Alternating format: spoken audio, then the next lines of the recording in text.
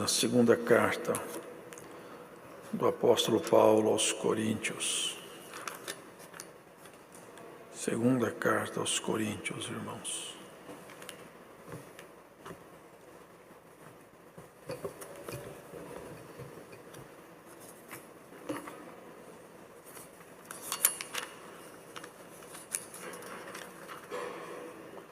No capítulo de número 5.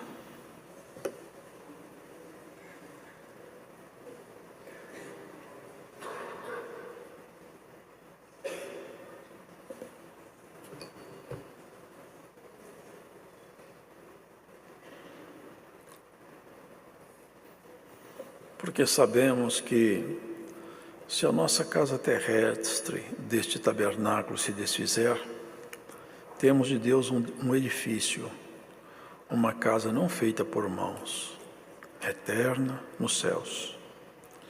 E por isso também gememos, desejando ser revestidos da nossa habitação, que é do céu. Se todavia, estando vestidos, não formos achados nus, porque também nós, os que estamos neste tabernáculo, gememos carregados, não porque queremos ser despidos, mas revestidos, para que o mortal seja absorvido pela vida. Ora, quem para isto mesmo nos preparou foi Deus, o qual nos deu também o penhor do Espírito. Pelo que estamos sempre de bom ânimo, sabendo que, enquanto estamos no corpo, vivemos ausentes do Senhor, porque andamos por fé e não por vista. Mas temos confiança e desejamos antes deixar este corpo para habitar com o Senhor, pelo que muito desejamos também ser-lhe agradáveis, quer presentes, quer ausentes, porque todos devemos comparecer ante o tribunal de Cristo, para que cada um receba segundo o que tiver feito por meio do corpo, ou bem ou mal. Assim que, sabendo o temor que se deve ao Senhor, persuadimos os homens à fé. Mas somos manifestos a Deus, e espero que nas vossas consciências sejamos também manifestos, porque não nos recomendamos outra vez a vós, mas damos-vos ocasião de vos gloriardes de nós, para que tenhais que responder aos que se gloriam na aparência e não no coração. Porque se enlouquecemos, é para Deus, e se conservamos o juízo, é para vós. Porque o amor de Cristo nos constrange, julgando nós assim, que se um morreu por todos, logo todos morreram, e ele morreu por todos, para que os que vivem não vivam mais para si, mas para aquele que por eles morreu e ressuscitou. Assim que daqui por diante a ninguém conhecemos segundo a carne. E ainda que também tenhamos conhecido Cristo segundo a carne, contudo, agora já não o conhecemos deste modo. Assim que, se alguém está em Cristo, nova criatura é, e as coisas velhas já passaram, eis que tudo se fez novo. E tudo isto provém de Deus, que nos reconciliou consigo mesmo por Jesus Cristo, e nos deu o ministério da reconciliação. Isto é, Deus estava em Cristo, reconciliando consigo o mundo, não lhes imputando os seus pecados, e pôs em nós a palavra da reconciliação, de sorte que somos embaixadores da parte de Cristo, como se Deus por nós rogasse. Rogamo-vos, pois, da parte de Cristo, que vos reconcilieis com Deus. Aquele que não conheceu o pecado o fez pecado por nós, para que nele fôssemos feitos justiça de Deus. Amém.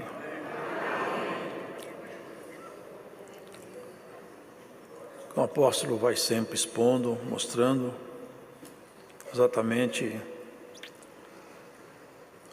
a excelência do convívio e da misericórdia e da graça. Ele também mostra a reconciliação, porque, irmãos, ele tinha essa visão plena do que exatamente representa a nossa jornada aqui, a nossa caminhada. Tem muitas pessoas que nascem e depois ainda ficam velhas e nunca entenderam por que nasceram. Passam por aqui como se tivesse feito uma escolha, mas não é uma escolha pessoal. Ninguém nasce porque decidiu nascer. E a história de cada um vai se findando, como Deus deu ao irmão na oração. Cada dia que amanhece, amanhecemos um pouco mais velho. E a marcha da vida é essa. Nascemos, crescemos e morremos. É a marcha da vida. E Paulo, conhecendo não a marcha da vida só, porque isso aí todo ser humano conhece, mas conhecendo o que está escondido na proposta de Deus. Porque uma coisa é o que é que os nossos olhos enxergam. Outra coisa é o que é que Deus projeta e enxerga. Se nós tivermos um pouco do olhar dele, podemos enxergar um pouco mais longe, entendermos mais os seus planos. Exatamente ele falava, até aqui ele deixa transparecer o conhecimento que ele tinha de um dia que ainda virá. Porque sabemos que essa nossa casa terrestre, deste tabernáculo, está dizendo o seu corpo, essa casa terrestre, esse corpo meu, se ele se desfizer, ele deveria dizer assim: quando esse corpo se desfizer, porque nossos corpos morrerão. Paulo sabia que ia morrer. Aliás, ele escreveu uma carta se despedindo. Mas ele fala assim: se a nossa casa terrestre, deste tabernáculo, se desfizer, porque os irmãos sabem que numa das cartas está escrito: o Senhor virá com voz de arcanjo e com trombeta de Deus. E os que estiverem vivos, juntamente com os que tiverem dormido, juntos subirão com o Senhor nos ares a encontrar com Ele. O que ele anuncia é o seguinte: essa casa pode se desfazer pelo curso natural da vida, ou não, se o Senhor voltar antes. Nós podemos provar a morte, provavelmente provaremos. Se o Senhor voltar, não provaremos a morte. Seremos transformados num piscar de olhos. É exatamente isso que ele deixa aqui. Se a nossa casa terrestre, deste tabernáculo, se desfizer, caso aconteça de você não alcançar a volta do Senhor e você tombe na sepultura, saiba de uma coisa: todos nós temos um edifício. Aqui ele usa uma linguagem para fazer contraste: tabernáculo, casa e edifício. Uma casa feita não por mãos de homem, mas pela mão do Todo-Poderoso. É um anúncio maravilhoso, que nós sabemos que vai acontecer. E eu tenho pena das pessoas que vivem aqui e se satisfazem com essa vida. Eu tenho pena de um ateu, uma pessoa que passa aqui a vida inteira achando que tudo termina por aqui, e ele se satisfaz com isso. É muito pouco, é muito pobre. O projeto de Deus é muito amplo, é muito pequeno que o homem procura por si mesmo. Nós temos com Deus uma casa eterna nos céus. Ele fez uma casa para nós. E não é só uma casa para nós estarmos nela, hein? O tabernáculo nosso também será novo. Por isso que Paulo falava: nós gememos. Gememos por quê? Por causa de guerras, angústias, processos difíceis que a vida impõe, sobretudo por um apóstolo. Quantas contradições, quantas vezes ele foi injuriado, machucado, ferido, perseguido. E todos os homens, todas as mulheres, quantas vezes já passaram sofrimentos. Quantos momentos na vida nossa nós não estávamos felizes, um amargo na nossa boca, o céu parece que estava coberto de um chumbo. Quantas vezes na nossa história nós choramos bastante. O dia não era bom, aqueles momentos não foram bons, nós gememos. E ele fala, por isso também gememos. Quem geme é porque está sofrendo, passando dor, desejando ser revestido. Vocês entendem isso aqui? Da nossa habitação, revestido. Ou seja, alguma coisa em mim vai me colocar. Um soldado, por exemplo, que vai num campo de batalha, ele se reveste de armaduras. Está revestido de armaduras, de couraças. Mas no caso espiritual, o homem se reveste com virtudes, com coisas que só Deus tem. E aqui ele fala, olha, gememos desejando ser revestidos da nossa habitação, daquilo que é nosso, que está no céu. Eu desejo ser revestido dessa habitação, porque eu sei o que me espera lá, e ele mais do que os outros. Porque se vocês lerem com calma, vocês vão encontrar numa das cartas dele, aos Coríntios, que ele foi ao terceiro céu. Ele viu coisas que ninguém nunca viu. Não foi como João que viu figuras, não, ele viu. Ele não viu a glória de Deus, isso ninguém nunca viu. Mas ele foi no paraíso, aonde aquele ex-ladrão foi, aonde aquele Lázaro foi. Ele foi lá. Então ele fala, eu sei o que eu vi ali. Ele não viu a glória. E eu quero ser revestido daquilo que eu vi lá, daquelas grandezas que eu vi lá, impregnando de tal maneira os habitantes daquele lugar, que eles deixam de ser seres comuns, são seres celestiais, estão transformados pelas virtudes do Eterno. Eu desejo receber isso. E esse desejo precisa estar em nós.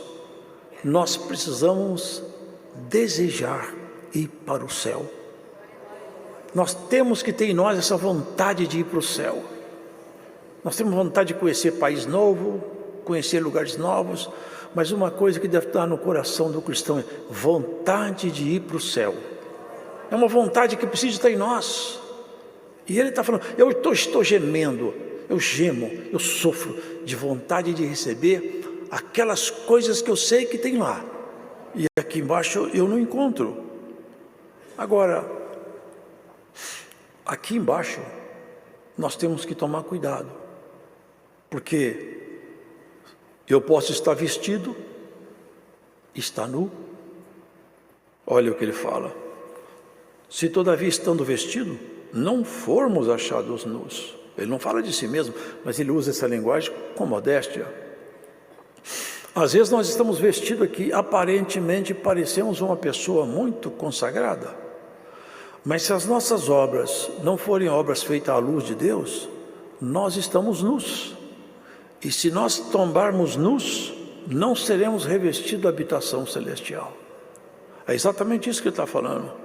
Porque também nós os que estamos neste tabernáculo, gememos carregados, não porque queremos ser despidos. Ele está dizendo, não é que eu esteja ambicionando a morte, não, mas revestidos, para que o mortal seja absorvido pela vida.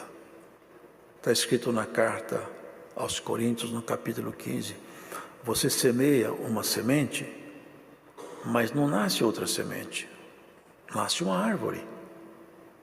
E cada semente gera uma árvore distinta, de acordo com a genética daquela semente. Você pode plantar uma semente de abacate no meio do milharal, não nasce milho, nasce abacate. A semente tem nela a informação necessária para fazer brotar o que ela é. Assim seremos nós. O que nós formos, o que formar em nós, vai ser o que vai ser ressuscitado com Deus. Semeia-se um corpo animal, ressuscita um corpo espiritual. Semeia-se um corpo em ignomínia, ressuscita um corpo em glória. Essa é a palavra de Deus. Nós que estamos neste tabernáculo, gememos carregados, não porque queremos ser despidos, mas revestidos, para que o mortal seja absorvido pela vida. Ora, quem para isto mesmo nos preparou foi Deus, o qual nos deu também o penhor do Espírito. O penhor é a garantia. Ele está dizendo isso. Nós que recebemos a palavra de Deus e cremos em Jesus, nós temos uma garantia que isso vai acontecer conosco.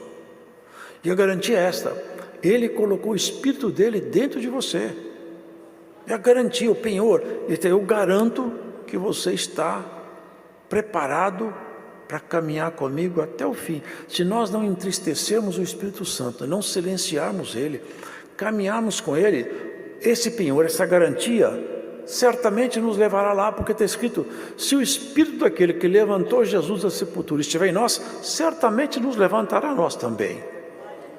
Esse é o Espírito maravilhoso, é o Espírito Santo. Ele nos deu o penhor do Espírito. Quem não tem o Espírito Santo não é de Cristo. Pode falar o que for, está escrito: se alguém não tem o Espírito de Cristo, esse tal não é de Cristo. Eu posso fazer qualquer coisa, se eu não tiver o Espírito de Deus eu não sou. E a garantia que eu sou de Deus é o Espírito dele está em mim. É o penhor, é a garantia. Pelo que estamos sempre de bom ânimo, sempre animados, sabendo que enquanto estamos no corpo, vivemos ausente do Senhor. É uma segurança muito grande que ele tinha. Tem pessoas que eu já escutei pessoas falar isso: eu não sei o que tem atrás da morte. Atrás da porta da morte, eu tenho um pavor do que está lá atrás. É muito clara a palavra. Atrás da porta da morte, sabe quem está lá? Jesus Cristo aguardando cada um de nós. Ele é a porta. Sai de uma vida, da morte para a vida. Porque andamos por fé e não por vista. Nós cremos.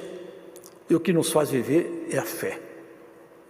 Se nós víssemos, poderíamos ser transformados pelo deslumbre do que seria a glória, mas não seria pela fé. Deus estabeleceu uma regra: para toda criatura inteligente tem que exercer o livre-arbítrio, fazer escolhas, e nós temos que fazer escolhas, e a fé nos permite fazer escolhas corretas e manter a nossa escolha até o final de nossa jornada. Quem não tem fé vive pela vista. Quem vive pela vista vai correr atrás dos prazeres, vai nos deleites humanos, ele só tem isso. Mas quem tem fé, ele ignora os deleites e segue adiante na direção da eternidade, como fez José. Quando aquela mulher tentou se deitar com ele, ele rejeitou aquela mulher, e ela se sentiu ultrajada, pegou sua veste e ainda falou que ele tentou forçá-la. Ele foi para o calabouço, mas ele não desonrou Deus, nem aquele homem que era o seu senhor, seu patrão. Mas lá no calabouço, ele ainda esperava pela fé, porque tinha uma visão com José. José tinha uma visão antiga. Ele viu quando os 11 molhos se dobraram diante dele. Depois ele viu a lua e as estrelas se curvando diante dele. Aquilo era profético. Aquilo calava fundo no coração de José. E no calabouço, quando ele foi massacrado pela última vez, ali dentro do calabouço, brotou em José um dom de interpretar sonhos, porque ele vivia pela fé, andou vivendo pela fé. E ele mesmo falou depois: foi Deus que me empurrou aqui para a terra do Egito, para que vocês não morram todos de fome. Assim, queridos, nós vivemos pela fé, e pela fé nós venceremos todos os nossos obstáculos. Mas temos confiança e desejamos antes deixar este corpo para habitar com o Senhor. Olha a segurança que Paulo põe aqui, irmão, isso aqui é muito claro. Desejando deixar este corpo para habitar com o Senhor. Ele não fala para habitar num tempo futuro não, hein?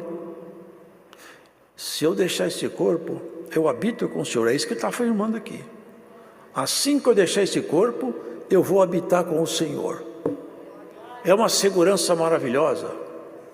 Pelo que muito também desejamos ser-lhe agradáveis, quer presentes, quer ausentes. Como eu sei que eu vou encontrar com ele logo que eu sair daqui, eu não quero passar vergonha. Não quero chegar lá e ficar envergonhado. Eu quero encontrar com Ele e quero ter certeza que o encontro vai ser um encontro bom. E é isso que ele está dizendo. Porque todos devemos comparecer ante o tribunal de Cristo, para que cada um receba segundo o que tiver feito, por meio do corpo, ou bem ou mal. Todos. Tombou? Pode ter certeza, nós iremos perante o tribunal de Cristo. Cada um de nós vai ser chamado diante do Senhor. Ele vai pegar a sua história, tudo que você fez. Vamos lá, fazer uma revista na sua história aqui. Tudo que você fez de bom, tudo que você fez de mal. A salvação nos foi dada pela fé em Jesus, desde que nós não larguemos a fé e não voltemos às obras do pecado. Mas tem muitos crentes que chegarão diante do Senhor e perderão galardões. O Senhor vai falar com ele: olha, a sua obra se perdeu. Você fez isso, isso, isso, que eu te ensinei a não fazer. Você vai viver aqui na casa real, mas sem os galardões que você poderia obter. E outros tantos serão beneficiados. Bom e prudente servo, eu te dei tão pouco, você se esforçou tanto, sobre o muito eu vou te colocar. Aí vem os galardões de Deus. Nós vamos comparecer perante o tribunal de Cristo, não para ser julgados se vão para o inferno ou para o céu. Porque nisso, se nós ficarmos com fé até o fim, já estamos salvos, desde que não abandonemos a fé. Mas aqui vai ser para recompensa, para vergonha de algumas partes da nossa história. Porque não tem pecado sem prejuízo. Todo pecado, ele é coberto pela misericórdia quando temos fé. Mas todo pecado tem a consequência dele. Não tem pecado sem consequência. Pecado sem consequência é teologia, que é para fazer o crente ficar morno, para o crente não entender a graça de Deus. Todo pecado tem consequência. Agora, somos perdoados à medida que arrependemos, mas vamos sempre acumulando consequências de nossos erros. Por isso, devemos fugir da vida mundana. Fugir dos erros que nós já sabemos que não devemos voltar nele. E quando voltamos, temos que nos arrepender imediatamente. Ele fala assim, que sabendo o temor que se deve ao Senhor, persuadimos os homens à fé. Nós insistimos com as pessoas para ficar na fé. Porque eu tenho temor. Eu tenho temor. Eu sei que eu vou prestar conta da minha história. Eu sei que eu vou prestar conta no tribunal. Não tem como fugir desse tribunal. Eu me lembro muito bem, eu era moço, nunca vou esquecer isso. Quando eu tive uma revelação, uma visão, eu vi o céu abrindo. E eu não estava na fé, eu era um homem natural.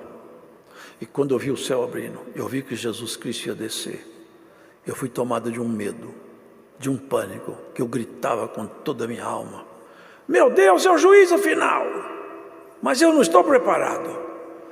3 vezes aconteceu isso. Meu coração disparou. Eu fiquei assustadíssimo. Falei, eu preciso de preparar para esse tal de juízo final. Que nessa expressão eu não conhecia. E assim, queridos, nós que estamos na graça, vamos preparar para o nosso encontro com Cristo, para ser um encontro pacífico, de alegria.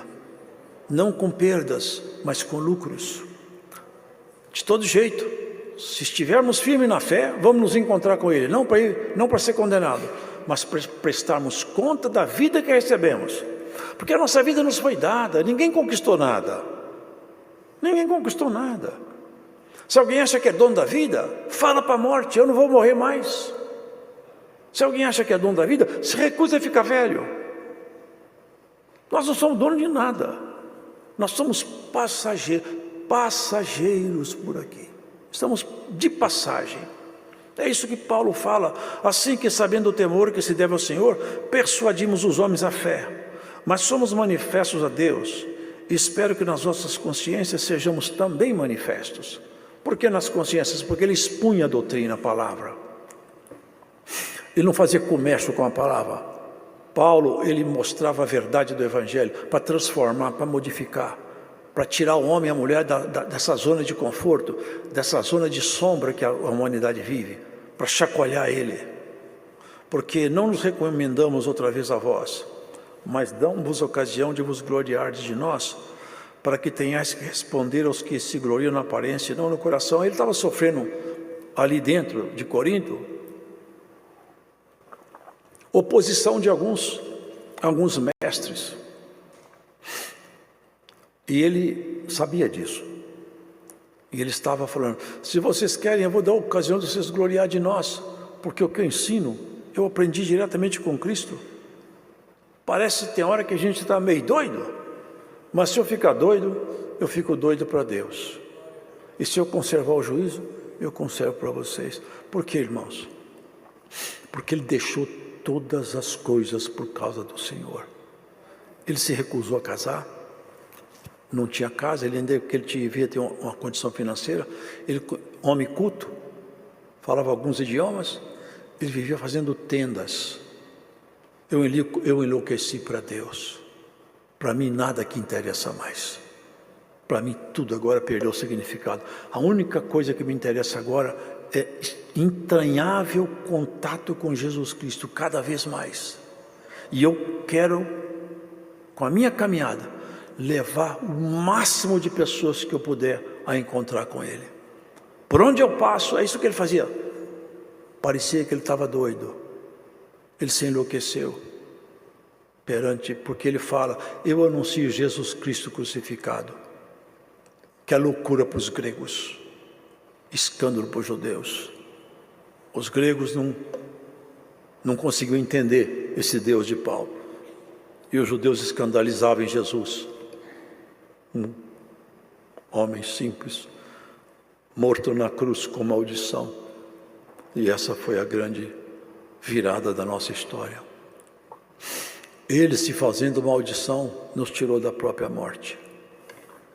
Por isso que ele fala: se enlouquecemos é para vós, e se conservamos o juízo é para Deus, e se conservamos o juízo é para vós, porque o amor de Cristo nos constrange, julgando-nós assim, que se um morreu por todos, logo todos morreram. Ora, se Jesus morreu por mim, eu estou disposto a seguir até as últimas consequências o resultado dessa morte, mortificando a minha própria natureza e fazendo com que a minha carreira não seja em busca da minha própria pessoa, da minha própria vitória, mas eu quero a vitória de Cristo na igreja. Esse é o projeto dele. Assim que daqui por diante ninguém conhecemos segundo a carne, e ainda que também tenhamos conhecido Cristo segundo a carne, contudo agora já o não conhecemos deste modo. O olhar dele sobre os homens não era o olhar de um homem comum.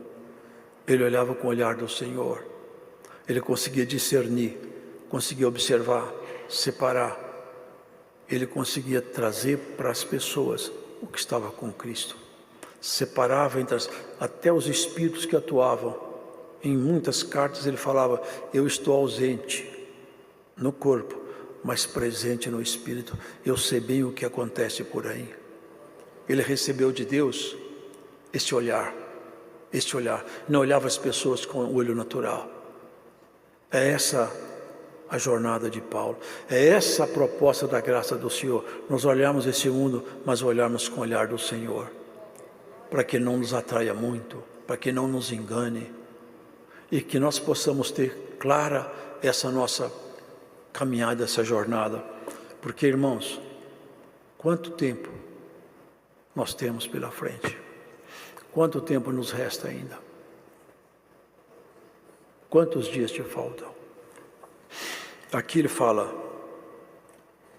assim que se alguém está em Cristo, nova criatura é. É exatamente isso. Um novo olhar, ser uma outra pessoa, transformada pelo Senhor. Por isso, irmão, não temos que ficar assustados com as coisas em volta de nós, nem termos medo do amanhã, nem ficarmos depressivos por causa das dificuldades. Entreguemos os nossos caminhos na mão do Senhor. Confiemos nele. Ele pode tudo. E se ele não quiser fazer, também não tem saída para você nem para mim. Se Deus não quiser alguma coisa, você não vai conseguir nunca. Nem os anjos, nem os demônios. Ninguém tem autoridade sobre Deus. Agora, se você tocar no querer dele, tudo é possível. Tudo é possível para aquele que crê. Nós temos essa proposta, ser outra pessoa, viver outra natureza. Nascemos de um jeito, vamos terminar melhor do que nós nascemos. Uma criancinha tem com ela a inocência, mas depois ela se perde. E o mundo absorve tudo que tinha de bom ali. Agora, na graça de Deus, nós absorvemos a santidade. E nisso aqui, é que nós somos nova criatura. É com um jeito novo de pensar, um jeito novo de ver os problemas, um jeito novo até de ver as soluções de nossos problemas. Tem problema que não é para solucionar rápido. Tem prova que Deus não vai terminar com ela num dia. Tem dificuldades que não acabam de uma noite para o dia. E tem coisas que Deus, num piscar de olhos, tira. Ele sabe dosar na vida de cada um o que é necessário para a nossa purificação. Nós estamos debaixo de uma grande batalha. Até os animais sofrem. Até a terra, ela espelha o problema que está aqui. Ainda ontem eu estava ouvindo, no sul, granizos desse tamanho de pedra, tufão, terremotos, a terra inteira retrata que alguma coisa está errada, alguma coisa vai mal. Vocês estão percebendo que as coisas não estão bem? Mas na graça as coisas vão bem. Se aí fora as coisas estão indo mal, firma-te na graça do Senhor, que as coisas na graça estão indo bem. Teve crise no mercado financeiro? Com Deus não tem crise, não. Tem crise na política internacional? Com Deus não tem crise, não, irmãos. Quem anda com Cristo, ele se firma como nova criatura. Ele vive aqui, mas o seu coração está firmado lá em cima. Aonde tiver seu tesouro, onde você achar que tem sua riqueza, é ali que seu coração fica. Se a sua riqueza estiver aqui por baixo, o seu coração está preso aqui embaixo. Mas a sua riqueza está estando lá em cima, você está bem firmada, bem firmado. Nada te abala profundamente. O justo não será grandemente abalado. Já leram isso? Olha que coisa interessante. O cetro da iniquidade não permanecerá sobre a sorte do justo. Isso é olhar para cima. Isso é se firmar na graça e não olhar o problema em volta. Desemprego, se Deus quer, é num piscar de olhos ele põe alguém no emprego. Se doenças, irmãos, não tem nada. Qual a doença que Deus tem dificuldade de curar? Qual doença que Deus não pode curar? Qual é a porta que Deus não pode abrir? Ora, se eu estou dentro da palavra de Deus, andando com Ele, eu tenho que confiar que se Ele não abriu a porta, se Ele não me curou da doença, é porque Ele não quis. Mas no dia que Ele quiser, Ele cura. No dia que Ele quiser, Ele abre a porta. Eu tenho que ter essa segurança comigo, essa certeza. Tudo é possível para aquele que crê e tem o tempo de Deus. Eu já expliquei algumas vezes, irmão, tem coisa em nós que só se formam debaixo de processo difícil. Senão Deus fazia a gente salvar, sabe como? Como criança. Você nasceu, agora você vai para o céu. Não precisa sofrer mais, já está resolvido. Aqui nós somos moldados, aqui nós somos aperfeiçoados. Já expliquei isso algumas vezes, o grafite. O grafite, ele suja a mão. Se você pegar o grafite, sua mão fica suja, onde ele passa ele borra. Mas o grafite, quando está debaixo de uma pressão muito forte, muito grande, sabe o que acontece com ele? Há um rearranjo das moléculas e ele vira diamante. O diamante é a mesma estrutura do grafite com um pequeno rearranjo. É precisamente isso que ele está fazendo conosco. Nós começamos como grafite e vamos terminar como diamante. É exatamente isso. E Deus dá os polimentos em nós. Tem uns que Deus tem que passar um processo, 2, 3, tem outro que está na fase do polimento, no acabamento. Vocês já viram como é que eles fazem polimento de diamante? Se você tentar abrasar o diamante com outra pedra, ele risca a pedra. Ele risca o aço. É o mineral mais duro da natureza, é o diamante. Como que vai abrasar? Como que vai polir? qualquer material usado para polir fica riscado e não risca o diamante. Sabe como eles fazem para polir o diamante? Pelo menos faziam no passado. Pegava pó de diamante, fazia um abrasivo com o pó do diamante, polia o diamante com o próprio diamante. Dá polimento, diamante com diamante. E assim Deus faz na igreja. Tem crente que já tinha de um bom tamanho, você tem que dar um acabamento, Deus pega alguém na igreja que está meio estilhaçado na fé, na conduta, no caráter, e dá uma polida em você com o próprio pó do diamante. Eu não quero ser pó de diamante, mas quem quiser ser, que seja. Mas se você está sendo trabalhado por algum pó de diamante, dá glória a Deus. Deus vai te dar acabamento, irmão. Paulo fala, eu não olho as pessoas mais como eu olhava antes. Eu não tenho esse mesmo olhar que eu tinha quando comecei a fé. Ele olhava os crentes e achava que tudo era louco. Ele olhava os crentes e mandava matar. Ele mandou matar Estevão. O olhar dele era um. Mas quando se acercou aos seus caminhos, seu olhar mudou. Para ele enxergar direito, Deus pôs ele cego 3 dias. Ficou lá julgado. E o que eu acho maravilhoso é isso. Quem é esse tal de Ananias? Em qual escola de teologia que ele estudou? Eu não vi a referência de Ananias, um homem simples e desconhecido. Mas Paulo de joelho, em jejum, orando. De repente uma visão se abre. Ele vê um homem chegar perto dele e colocar sobre ele as mãos. E esse mesmo homem estava orando lá longe. De repente a visão se abre e ele vê o Senhor falar com ele: vai a tal lugar e ore por Saulo. Paulo, né? Esse aí? Ah, não, Senhor, esse não. Esse aí persegue a gente. Eu já escolhi esse vaso, hein? Já acertei com ele. Ele vai ver o tanto que ele tem que sofrer pelo meu nome. Vai lá. É um vaso que eu escolhi. E o Paulo aceitou a escolha. A mudança de olhar. Quem sabe hoje você aceita ter uma mudança no seu olhar. Olhar o mundo com o olhar de Cristo. Olhar seus problemas com o olhar de Cristo. Eles ficam menores. Tem hora que nós estamos olhando o nosso problema, nós damos uma aumentada nele tão grande que ele fica gigante. E ele não é tão grande assim. Tem hora que nós olhamos as dificuldades, elas ficam enormes. Se a gente pegar o binóculo e trocar o lado dele, vai tudo ficar muito complicado. Mas se você olhar o binóculo do lado certo, o que está longe fica perto. Ele traz, assim a fé. Ele pega alguma coisa que está no céu, no plano de Deus, e traz isso aqui para o nosso plano. Tem coisa que você espera do Senhor? Espera com paciência. O salmista falou: esperei com paciência no Senhor. Ele me ouviu. Assim, irmãos,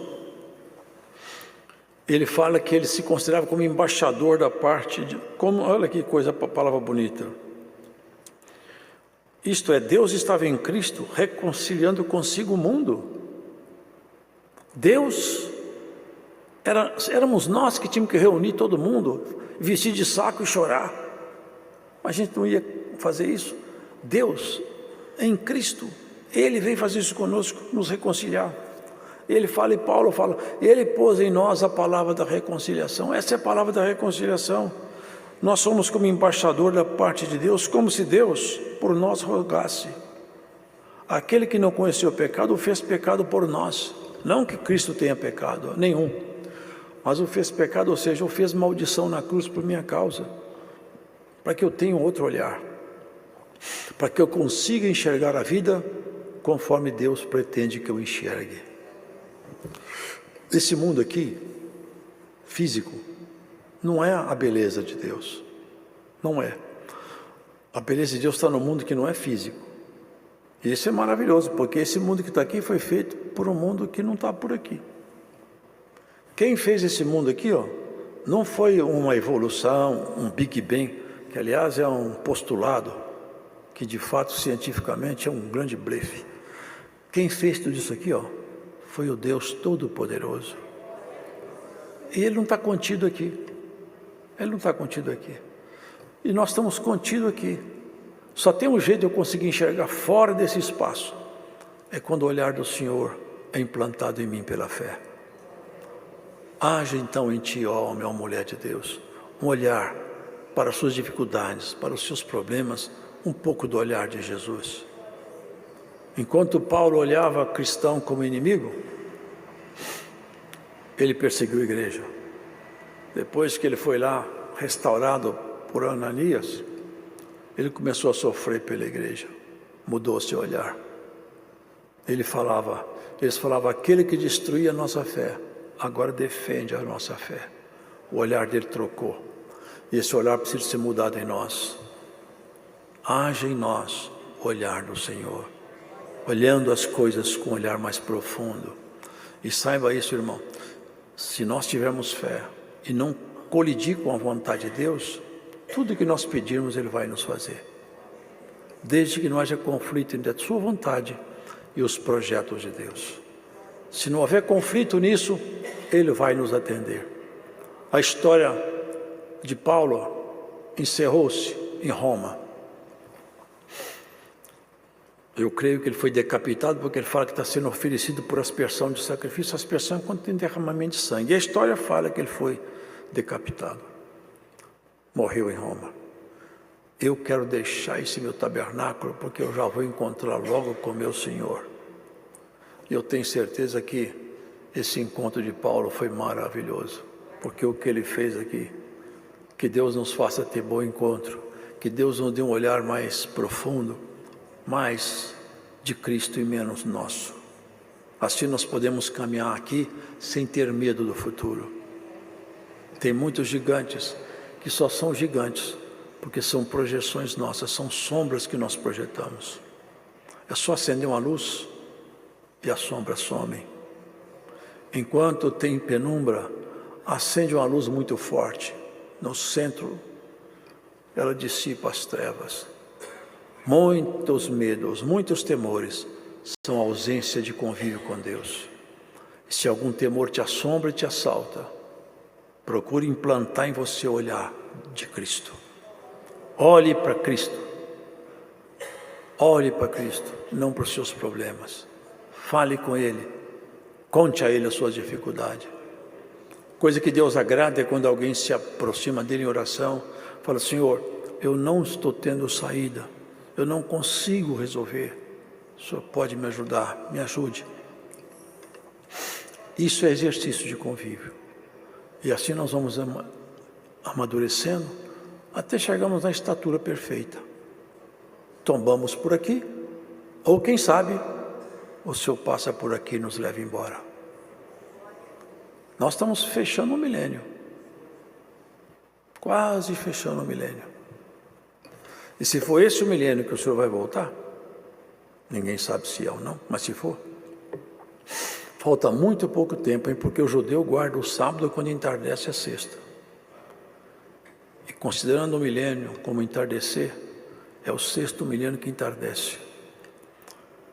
Oxalá que o Senhor volte logo. Aí nós vamos ter então definitivamente o olhar de Cristo implantado em nós. Ele falava porque ele sabia o que esperava lá.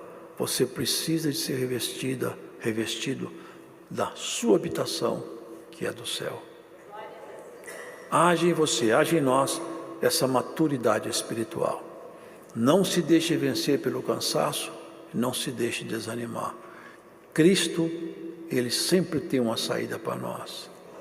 Levanta-te de entre os mortos e Cristo te esclarecerá. Essa é a palavra de Deus. Deus seja louvado.